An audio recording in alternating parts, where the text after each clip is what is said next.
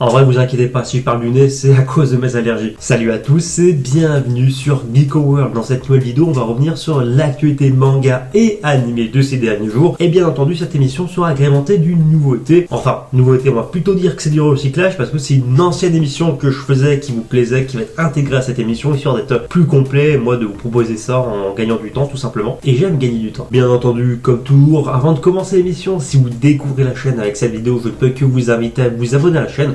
Ou alors si vous connaissez la chaîne et que c'est pas encore fait, abonnez-vous. Et si on parle d'actu manga, c'est totalement gratuit, ça me fait plaisir et ça permet justement de développer la chaîne. Si vous voulez m'aider également à votre niveau, vous pouvez également lâcher des pouces bleus. Plus il y aura de pouces bleus, plus justement la vidéo sera mise en avant sur la plateforme, et ça c'est pas mal. Et vous pouvez également me retrouver sur TikTok, Twitter et Instagram. Les liens sont en description où je partage l'actu en temps direct. Et sur ce, on peut commencer l'émission du jour avec dans un premier temps l'actualité manga du jour. Qu'est-ce qui s'est passé? On va tout simplement regarder tout ça en détail. Pour débuter, au Japon, il faut savoir que le manga Ayakashi Triangle, cette comédie romantique Eishi, on va dire, qui est publiée actuellement dans le Jump, va être transféré du magazine Weekly Shonen Jump au Shonen Jump Plus, donc à savoir le service numérique de Shueisha. On n'en connaît pas encore la raison, peut-être pour faire de la place dans le magazine, ou peut-être que le manga va devenir encore plus Eishi, donc peut-être que la cible justement d'un public assez jeune, ça sera peut-être plus trop en adéquation, j'en sais rien du tout. Je pense qu'on aura plus de détails au prochain numéro du Jump. Cette information, on l'a eu tout simplement à différents leaks, donc c'est pour ça qu'on n'a pas plus de détails pour l'instant. On a du nouveau concernant le nouveau one-shot de Haikyuu, donc à savoir le chapitre inédit du manga Haikyuu, les As du volet. Et on sait désormais que ce nouveau one-shot qui sera publié donc dans les pages du Weekly Shonen Jump sera donc centré sur le personnage de Tetsuro Kuro. Alors moi que ça se prononce Tetsuro Kuro, alors je sais pas du tout justement comment vous prononcez ça de votre côté. Mais bref, en tout cas, ce chapitre inédit sera focalisé vraiment sur ce personnage exclusivement. Le one-shot sera publié dans le Shonen Jump numéro 21 et 22, donc ce double numéro du magazine.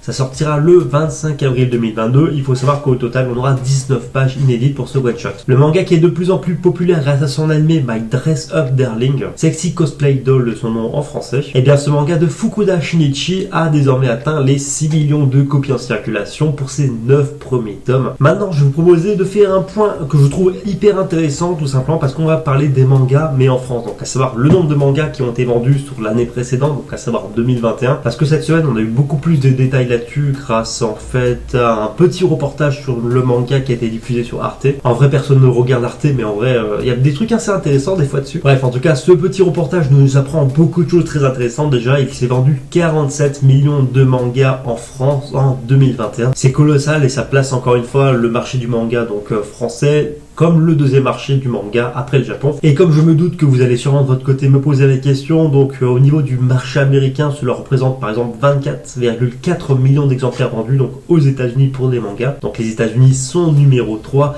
et au Japon, là je vous dis le chiffre de tête, mais je crois qu'on est à un peu plus de 300 millions de copies qui ont été vendues, donc on est sur un tout autre niveau. Mais quasi 50 millions de mangas vendus en France, franchement c'est pas mal. Maintenant reste à voir si 2022 sera encore plus important que 2021 en termes de manga. Je pense que oui personnellement, mais bon, ça on aura la réponse en fin d'année. Les éditions Pika vont mettre en avant le football cet été avec le 8e tome du manga Blue Lock, ce manga de football que je ne peux que vous recommander encore une fois. Et ce à l'occasion de la sortie du 8e tome du manga qui sortira le 8 juin 2022. Pika va proposer donc une édition limitée, c'est pas une édition collector mais c'est vendu comme édition limitée du tome 8. Au programme il y aura une couverture alternative que je trouve vraiment sympa pour une fois, ainsi que 11 cartes postales avec un effet métallisé. Rendez-vous le 8 juin si ça vous intéresse. Et enfin on va terminer là-dessus concernant le manga en France. Il faut savoir que ça y est, on sait chez qui sortira Dan.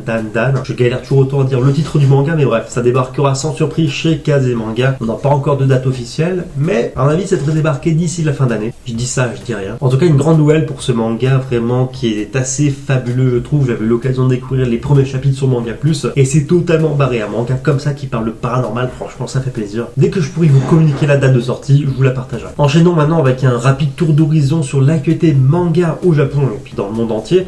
Déjà premièrement, Spy Family, on a eu des nouveaux détails par rapport à l'anime Spy Family. Alors on sait que l'anime Spy Family fera un total de 25 épisodes, ce qui est conséquent surtout au vu du nombre de volumes actuellement. Et il faut également savoir que l'anime Spy Family sera diffusé en deux cours différents, donc en deux parties si vous préférez. Donc actuellement c'est le premier cours de l'anime qui est diffusé et le deuxième cours commencera avec l'épisode 13 de l'anime et ça sortira à l'automne. Et d'ailleurs on a eu un nouveau visuel à l'occasion de la diffusion du deuxième épisode. L'anime Skeleton Knight in Another World s'est offert un nouveau visuel. Et enfin concernant l'animation japonaise, donc c'était sûrement une des news événements de cette semaine, on a eu un nouveau trailer, un nouveau teaser pour l'anime Demon Slayer Kimetsu no Yaiba saison 3. Alors c'est un petit trailer qui fait monter un peu plus hype, qui fait plaisir et ça nous permet en tant que fan d'attendre un peu plus. Le seul truc qui est dommage par rapport à ce trailer, je vais essayer de vous partager quelques images à l'écran en même temps que je parle. Et le seul truc qui est dommage, c'est qu'on n'a pas eu de date de sortie, de diffusion. Mais si ça vous intéresse, si vous voulez, il y a une date sur l'estimation de la date de sortie de cette saison 3. Je vous mettrai en description un lien vers la vidéo du trailer et la vidéo concernée. Je pense qu'à mon avis, d'ici quelques semaines ou quelques mois, on aura sûrement la date de diffusion de cette saison 3, à moins que ça se fasse assez tardivement, on verra bien. Personnellement, je suis curieux d'en savoir plus. Et on termine l'émission avec le retour d'un truc sur la chaîne que vous, de votre côté, vous avez beaucoup aimé, en tout cas,